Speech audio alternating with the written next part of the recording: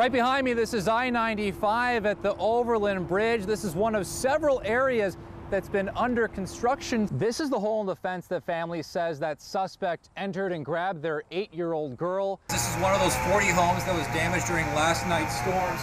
2 trees actually fell on the outside. They've since been removed, but you don't really get a feel for how bad the damage is until you step inside. Karen Dorian, she was at this rally here. Karen, talk about what the atmosphere was like when they made the announcement that this passed. You can further extend your reach with a towel or a pool noodle. You can also use a shepherd's hook and also a life preserver. Those are all good items to use if you're trying to save someone from the water. Authorities say Officer Ortiz would take money from people during traffic stops. When someone is arrested, police will take inventory from the vehicle. Neptune Beach police tell us that's how Ortiz stole the money. The police say they received 3 complaints in regard to this. Her son was traveling with 2 others here on Duval Station Road. Their vehicle was struck by another vehicle. Their vehicle actually ended up hitting this tree. With grocery stores being able to sell liquor, David's worried more alcohol could get into the wrong hand. Connor deputy was walking down this boardwalk. He gets to the end and notices blood pouring out of his foot. These are tree roots. I'm 6'4". These roots, as you can tell, go well above my head. Those roots, of course, are attached to a 65 to 85 foot tree that was toppled in the storm. Squeeze your abs, engage that core. Where many families share flesh and blood. It's a community.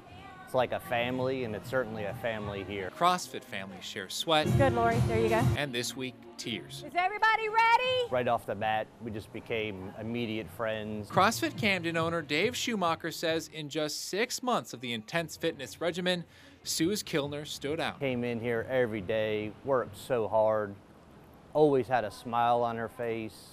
Super, super great person. Loved everybody. Everybody loved her. Sunday afternoon, the mother of 4, originally from Australia, was biking with her husband on the McKay River Bridge in St. Simons when she was struck from behind, the driver fleeing the scene. Suze was pronounced dead. It's like a family here. It's like losing a family member. It's the kind of pain that you just never, ever want to experience. I literally fell to the ground at one point. Dave says continuing CrossFit classes seemed impossible, but then he thought about Suze. She would really be pissed at me if I didn't have these people come in here and work out. Plank it out, good, all the way full range. And through the pain and the tears, Dave held CrossFit classes. I think Suze would have been a little upset if we'd have stopped and not had a class. Workouts now dedicated to Suze. One of my coaches was telling me last night, like, man, my abs are really, really sore from the workout we did for Suze, and I bet she's just up there laughing. While the CrossFit family presses on, Dave wants drivers to hear this. You need to slow down. You need to pay attention to what's going on. There is nothing that pressing that you need to get to or do. You need to pay attention on the road. In Kingsland, Jason Rantala, First Coast News. Tennis at Boone Park. It's been a more than quarter-century long tradition for Kathy Parker. Good try. Through the wins and losses. She's hoping this hole at the park does not also become tradition. Well, I think it's a shame. Despite the police tape and more tape with the word danger, it's the only barrier on the area closest to playground equipment. The children are shorter than this red tape that they've put around it. So they just won't even slow up. They're just in the hole. It's very dangerous. It's a place frequented by parents and their children. Usually there's a ton of children. Schools bring their busloads of children here. Children like 1-year-old Tanner Colding. It is pretty sad. I mean, I know these natural disasters happen around town. Mom Danielle Colding says it's been like this since Irma. The hole has made her think twice about bringing her toddler to the neighborhood park. I've contemplated going to another park with him, but I just try to keep him away from it. Colding says it's about time something is done. I hope it gets repaired really soon because we're going on several months.